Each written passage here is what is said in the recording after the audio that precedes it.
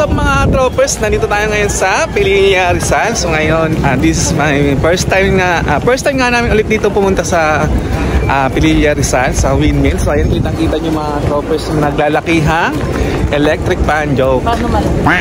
Ganito. So dito tayo ngayon mga troopers sa Pililla Rizal. Sa public viewing tayo mga troopers. At walang bayad dito. Kasi hindi pa natin na-try dito. Kasi nung pumunta pala kami dito mga troopers nakaraan, 2021 is doon kami sa may private viewing lang muna. Eh bawal pa dito pumunta sa may public. So ngayon, free entrance dito sa public. Kaya dito tayo ngayon pupunta mga troopers. So let's go! Dito tayo ngayon sa public viewing. Nakikita nyo yung Laguna Lake. Kaya bumili dito ng mga souvenir mga troopers. Ayan. So ayun, makita mo yung Manila Bay sa baba. Ayun yung kabila yung yung private viewing. So same lang din naman siya. Kain muna tayo ng lomi dito sa Pililla Rizal. So titikman natin dito ngayon kung gaano ba kasarap ang kanina lomi. And dito nga pala tayo mga troopers sa kain sa YNA Kainan sa Windmills. Meron sila silugang bulaluhan, lumihan at Lugawa, Parisan. Let's go! Dito na nga tayo mga troopers sa loob ng YNA Kainan. So marami pala sila ditong choices na pwede mong matikman. Katulad ng rice meals, lugaw, and Lomi Batangas. At eto na nga mga troopers, na nakapili na kami ng aming kakainin, ang Lomi Overload na talagang mukhang nakakatakam tikman. Titikman natin ngayon ang Lomi Overload dito kay YNA Kainan. So ayun mga troopers, titikman natin ngayon kung gaano ba kasarap ang Lomi Overload. Titikman natin muna ang itlog. Malasa. Fritan ng baboy na sahog. At meron dyan lang tambay.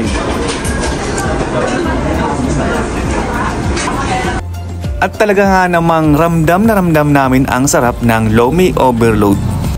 Tapos na nga kami mga troopers kumain, so napusog kami, kitang-kita sa amin dyan. Sa chan niya lang.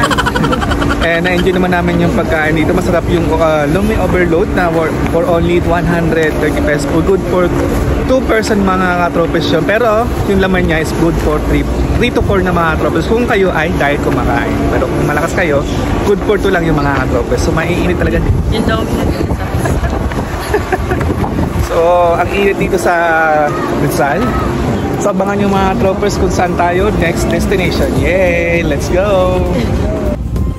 At eto na nga, nandito na tayo ngayon sa way papuntang Daranac Falls mga troopers. And today is Sunday, so expected natin na mas maraming magsiswimming ngayon. Kapag Sunday kasi mas maraming nag-arise dito sa Rizal. So yun mga troopers, dito tayo sa Daranac Falls. So ang daming tao. And dapat doon kami sa paglitaw kaso marami, fully loaded na. And then dito tayo sa Daranac, mahaba rin pila. So let's go. Ngayon, hahanapin na nga naming mga troopers ang dulo ng pila kasi nga mukhang mahaba and mukhang family day ngayon dito sa Daranac Falls mga troopers. So daming mga riders na nagpupuntahan talaga dito sa Daranac Falls para lang maka-swimming. Eto nga mga troopers, per head nga pala is 75 pesos only. And eto nga, tapos na rin kami magbayad ng aming entrance fee dito sa Daranac Falls. So papasok na tayo. And then, eto, kagulat-gulat nga talaga mga troopers na sobrang dami talagang naliligo dito sa Daranac Falls. So di na tayo maninibago kung bakit ganito kadami ang dumarayo kasi nga sobrang mura na ng entrance fee at napaganda pa ng place at di ka talaga mangingitim dito kasi nga sobrang daming punong nasa paligid niya. And ayun nga mga troopers, nakikita nyo marami pang nakaabang na gustong maligo dito sa falls, kaso nga lang parang no space na pag ikaw ay nag-swimming. So talagang sobrang daming tao na nililigo mga troopers. Pwede ka namang maligo dito ka nga lang sa gilid lang. Kapag pumunta ka dito na ganito kadami, mukhang hindi mo talaga may enjoy ang pagsiswimming. At bukod nga pala dito mga troopers sa Daranac Falls, meron pa tayong pwedeng pagpuntahan dito kundi sa Batlag Falls mga troopers. And maya nga mga troopers, samahan nyo kami pumunta sa Batlag Falls. And meron nga pala doong entrance fee lang na 100 pesos per head. At ang kinaganda nga dito mga troopers ay meron siyang swimming pool. At eto nga, kukunti lang ang mga tao dito mga troopers. Yun na nga mga troopers, dito na tayo ngayon sa Batlag Falls. So meron dito ng swimming pool and also merong falls dito mga troopers na napaganda. Kaso nga lang pinagkaiba dito mga troopers dun sa Daranac, mas masikip doon, dito mas maluwag dito, mas crowded doon sa Daranac. Dito kokonti lang nakikita nyo. Sobrang luwag dito mga ka-troopers sa Batlag Falls. So may additional fee nga lang pagpapasok dito sa Batlag Falls ka. 100 pesos per head. Yan nga pala yung swimming pool mga troopers. And dito naman dito yung falls mga troopers ng Batlag Falls. So dito, check natin. So pababa tayo ng Batlag Falls mga troopers.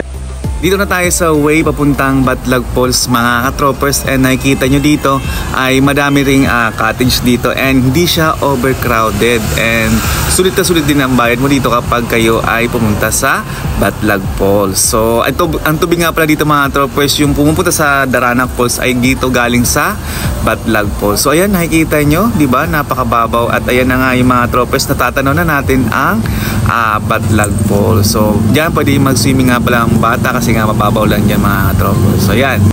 And yung view din nga pala dito mga troopers sa Batlag Falls ay talaga namang Instagrammable kasi nga napaganda ng falls dito mga troopers. So ayan, meron dito nga pala sa bandang right side is ito yung pinakamababaw na falls na pwede mong pag-swimmingan, pwedeng bata dyan. And then sa kabilang side naman mga troopers, ito yung I think nasa 12 feet yung lalim na itong falls na ito mga troopers. And masarap dyan mag-swimming kasi nga hindi siya ganung kalamig yung tubig. Sa tagang ma-enjoy mo ang pag-swimming dito sa Batlag Falls mga troopers. Kung ayaw mo naman dito sa falls naman, pwede kang mag-swimming dun sa pool at di na siya ganun ka-lalim. Batlag Pool mga troopers. Kung may swimming pool, may Batlag Pool. So kukunti lang naliligo dito. So makasusulit mo na ang pagpunta dito. 100 pesos lang entrance fee. Pwede kang pumunta sa Batlag Falls and Batlag Pool. So ayan mga troopers, kukunti lang. Let's go, maliligo na tayo. Mukhang ma-enjoy natin mga troopers ang pag-swimming dito sa Batlag Pool kasi nga tingnan mo, nakikita man natin ang mga kids na talaga namang nag-e-enjoy sila sa pag-swimming kasi nga tingnan mo hindi siya ganun kalalim ang pool dito. And ang tubig nga pala dito mga troopers ay natural siya. So talagang fresh na fresh and ma-enjoy mo ang pag-swimming. So ayan nga ang aking asawa, talagang tinatry niya na ang pag-swimming at ine-enjoy niya na. Let's go na mga troopers at ligo na tayo.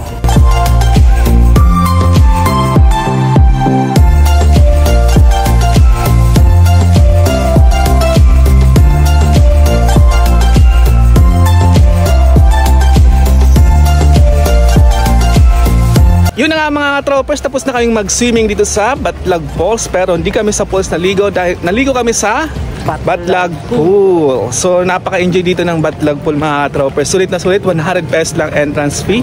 Bukod dun sa 75 pesos sa Daranac na, and bago ka pumasok sa Daranac, meron ka babayaran ng 75, and then kapag dito naman sa loob ng Daranac papuntang Batlag Falls is 100 pesos. So 175 total na binayaran namin dito, pero na-enjoy naman namin. Bye! Let's go!